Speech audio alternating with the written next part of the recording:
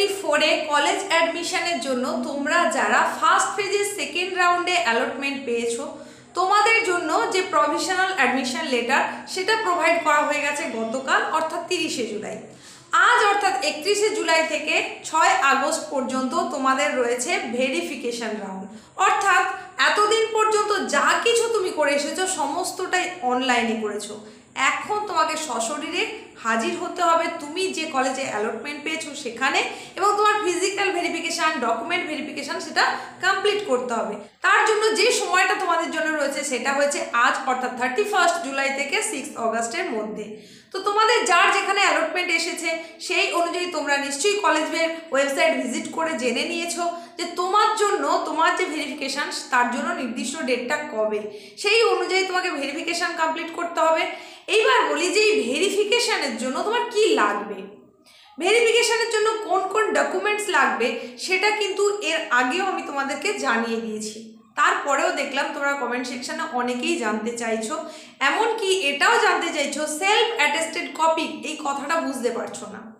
সেই জন্য আবার নতুন করে তোমাদেরকে আমি বলছি যে কি কি তোমাদের নিয়ে যেতে হবে।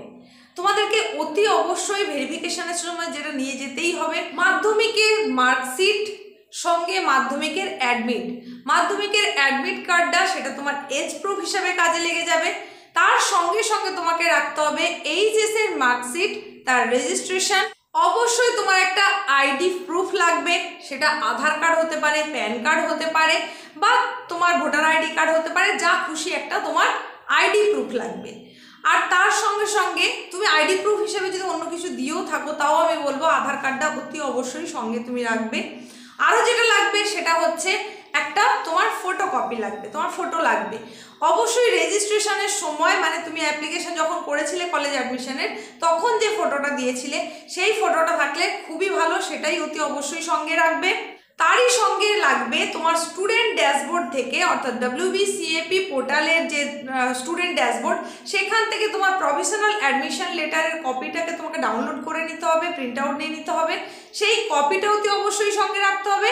আর তোমার অ্যাডমিশনের সময় যে রিসিপ্ট কপি সেটাও কিন্তু তোমাকে অতি অবশ্যই সঙ্গে রাখতে হবে। আরও রাখতে হবে যদি তুমি কোনো ক্যাটাগরির জন্য অ্যাপ্লিকেশন করে থাকো, সেটা EWS হতে পারে, TFW হতে পারে, বা PWD হতে পারে, যে কোনো যদি SC ST OBC A OBC B তোমার যে কোনো ক্যাটাগরির জন্য যদি তুমি অ্যাপ্লিকেশনের সময় টিক দিয়েছিলে তাহলে সেই ক্যাটাগরির সার্টিফিকেটটা কিন্তু অতি অবশ্যই লাগবে। এই যতগুলো কথা তোমাদের বললাম প্রত্যেকটার অরিজিনাল কপি সহ প্রত্যেকটার জেরক্স কপিও লাগবে। এইবার সেই জেরক্স কপিগুলোতে কিন্তু তোমার নিজের সিগনেচার থাকবে, সেটাই হচ্ছে সেলফ অ্যাটেস্টেড কপি। তোমার যে ডকুমেন্টসগুলো তুমি সঙ্গে রাখছো অরিজিনালগুলো, অরিজিনালের সঙ্গে সঙ্গে জেরক্স কপি রাখছো, সেই জেরক্স কপিগুলোতে তুমি নিজে নিজে সেখানে সাইন করছো। এই সেলফ অ্যাটেস্টেডের অর্থ হলো যে তুমি যা যা সাবমিট করছো তার প্রত্যেকটাই একেবারে সজ্ঞানে তুমি করছো এবং প্রত্যেকটাই সত্যি, একেবারে তোমার নিজস্ব, সেই হিসেবেই সেটা সেলফ অ্যাটেস্টেড কপি দিতে বলা হয়েছে। তো এইগুলো অতি অবশ্যই তোমাকে কিন্তু নিয়ে যেতে হবে ভেরিফিকেশনের জন্য।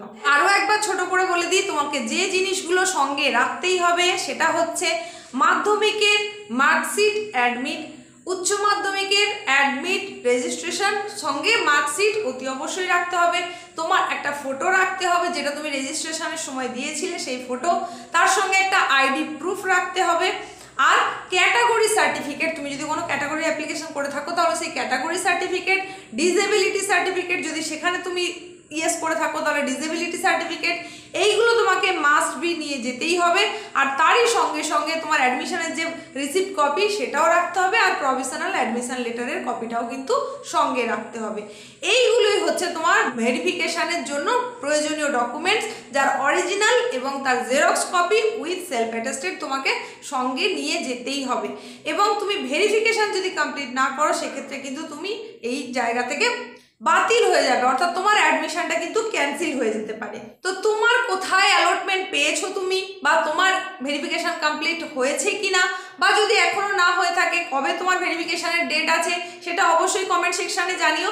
আজকের ভিডিওটা ছিল তোমাদের জন্য এইটুকুই, পরবর্তীতে এইরকমই গুরুত্বপূর্ণ কোনো আপডেট নিয়ে আবার চলে আসবো। আজ আর না বাড়িয়ে এখানে শেষ করলাম।